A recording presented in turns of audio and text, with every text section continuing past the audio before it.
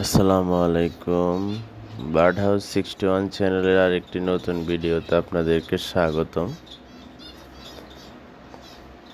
তো আজকে আমরা যে বিষয়টি নিয়ে আলোচনা করব সেটা হচ্ছে খুব কম খরচে আমরা কিভাবে পাখির ক্যালসিয়ামের ঘাটতি পূরণ করতে পারি।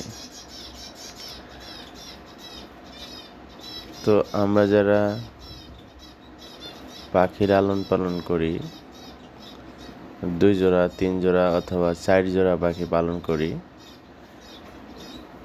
তারা পাখি যখন ডিম দিবে বা ডিম দেওয়ার আগ মুহূর্তে যখন ব্রিডিং করে তখন তাদের ক্যালসিয়ামের প্রয়োজন হয়, কারণ ক্যালসিয়ামের দ্বারাই তাদের ডিমটা গঠন হয়। ডিমের উপরে যে খোসাটা তৈরি হয় ক্যালসিয়ামের কারণেই খোসাটা শক্ত হয়। এ কারণে অনেক পাখি দেখবেন তাদের ডিম খেয়ে ফেলে ক্যালসিয়ামের ঘাটতি হলে। এখন ভিডিওতে যেটা দেখতে পাচ্ছেন এটা হচ্ছে ডিমের খোসা।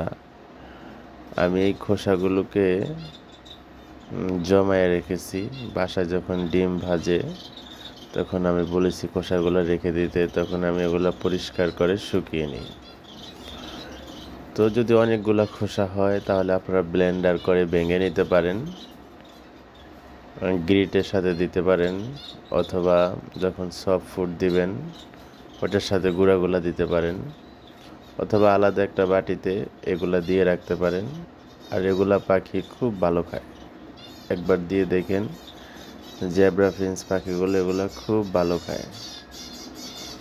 তো এভাবে আপনি খুব কম খরচে আপনার ফিন্চ পাখির ক্যালসিয়ামের ঘাটতি পূরণ করতে পারেন। আশা করি আপনাদের ভিডিওটি অবশ্যই ভালো লেগেছে। সবাই অবশ্যই লাইক এবং কমেন্ট করবেন, সাবস্ক্রাইব করবেন। সবাই ভালো থাকবেন, সবাই পাখিগুলোর যত্ন নেবেন, আর আমার পাখিগুলোর জন্য অবশ্যই সবাই দোয়া করবেন।